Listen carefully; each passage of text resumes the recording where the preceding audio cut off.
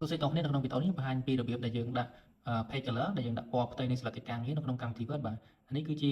ខ្ញុំបង្ហាញពីវិធីបាទវិធីទី1អ្នកទាំងគ្នាក៏ចូលកន្លែង design មកហើយមើលមកខាងស្ដាំយក page color បាទអញ្ចឹងមានពណ៌ច្រើនអ្នកទាំងគ្នាពេញចិត្តពណ៌មួយណាបាទយកពណ៌មួយហ្នឹងទៅអញ្ចឹងខ្ញុំយកពណ៌លឿង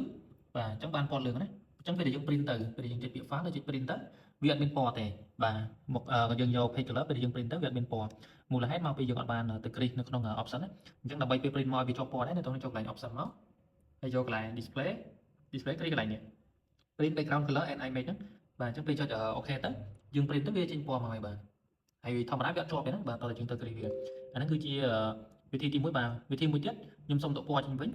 បាទខ្ញុំអត់ចង់យក page color ទេវិធីទី2អ្នកទាំងនេះគ្រាន់តែចូល insert មកបាទហើយចូល save នេះហើយយើងយករូបចតុកោណកែង4ជ្រុងហ្នឹងបាទយករូបចតុកោណកែង4ជ្រុងគូឲ្យពេញផ្ទៃមកបាទយើងគូវាពេញផ្ទៃមកលើក្រោមឆ្វេងស្ដាំគូវាពេញមកណាបាទ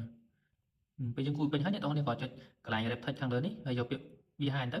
បាទអញ្ចឹងពេលយើងយកពាក្យ behind ទៅអក្សរវាលោតមកមុខវិញហើយបើអ្នកទាំងចង់ដូរពណ៌ចុចកន្លែង save fill មកយើងអាចដូរពណ៌បានឃើញទេបាទអញ្ចឹងអាហ្នឹងគឺជារបៀបដាក់ពណ៌ដែរហើយយើង print ទៅមានពណ៌ធម្មតាបាទឃើញទេមានពណ៌ធម្មតាបាទអញ្ចឹងខ្ញុំបង្ហាញ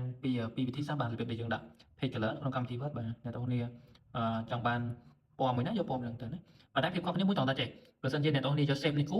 អ្នកអូថូអ្នកទាំងគ្នាមាន10ស្លឹកបាទកិច្ចការងាររបស់យើងមាន10ស្លឹកអញ្ចឹងអ្នកទាំងគ្នាចង់បានពណ៌មួយណា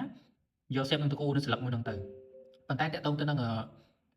យើងយកកន្លែងនេះយកកន្លែង design នេះយកកន្លែង page color នេះវាទៅទាំងអស់បាទអ្នកទាំងគ្នាមានប្រមាណស្លឹកវាទៅទាំងអស់បាទហ្នឹងគឺជាភាពខុសគ្នាហ្នឹងបាទ